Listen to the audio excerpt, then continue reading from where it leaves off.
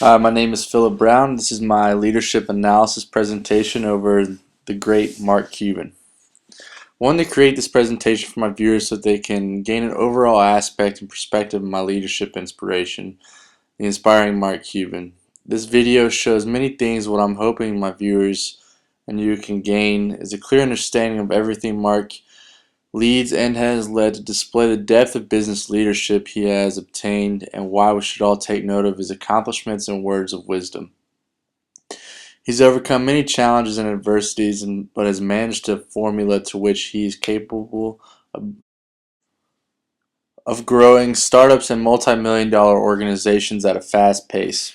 A little bit about Mark Cuban. He was born on July 31st in 1958, making him 59 years old. He has two siblings, both brothers. I'm sure that's where he developed some competitive background. And he comes from a working middle class family.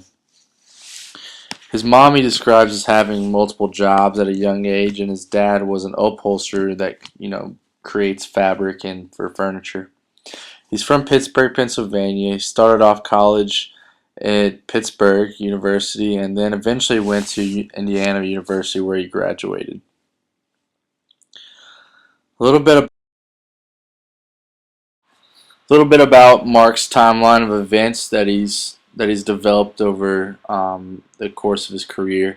He started off in Dallas right after college, moved down there with some friends, worked for one of the first retail software companies in the area, eventually getting fired within the same year that he got hired. He started his own company after that called Micro Solutions. The Micro Solutions eventually sold for $6 million to H&R Block, and he profited about $2 million from the sale, eventually going on to invest in many startups and growing his net worth into the billions. He's later been known for the Shark Tank TV show. It's won 2 Emmy Primetime Awards on ABC. In the show, it's pretty interesting to watch and see how he actually he does his investments. He's the only shark on there to only invest in what he believes in. He doesn't just, not invest if he doesn't believe in the person selling it. He always has a reason or a rhyme to back up his thought process and why he wants to do something or doesn't want to do something. The outlook, where he's going, his political aspirations, he considers himself a libertarian. He endorsed Hillary Clinton in the 2016 race during a rally in Pittsburgh, Pennsylvania. A little bit about his political aspirations. You caught him on the news this past year telling everybody that he wants to run in a presidential election. Some believe that he actually will, some don't. You see some of his philanthropy events at the bottom. His big notable one is the Fallen Patriot Fund. Back during the Iraq War, he helped build a foundation that allowed people to donate money to families of fallen soldiers or soldiers that have been injured. So it's pretty cool what he's been able to accomplish there.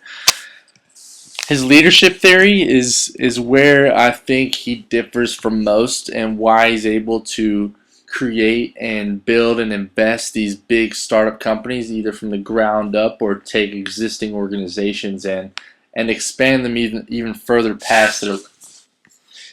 In the model that I have on the screen is divided into 4 different categories for the situational leader. You have selling, telling, delegating, and participating.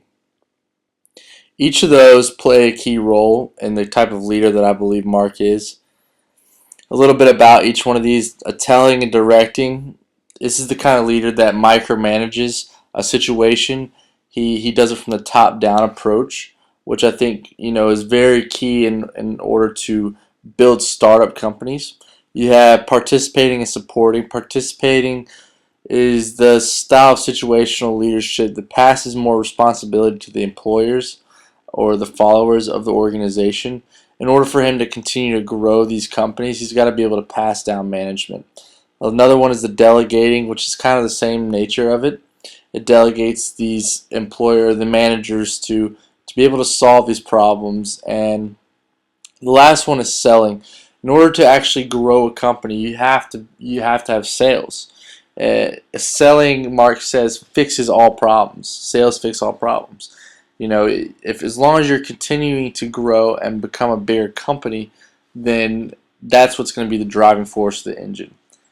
And this kind of wraps up everything that I think Mark Cuban is as a leader and where I believe that he stands and why he drew my inspiration. Thank you very much.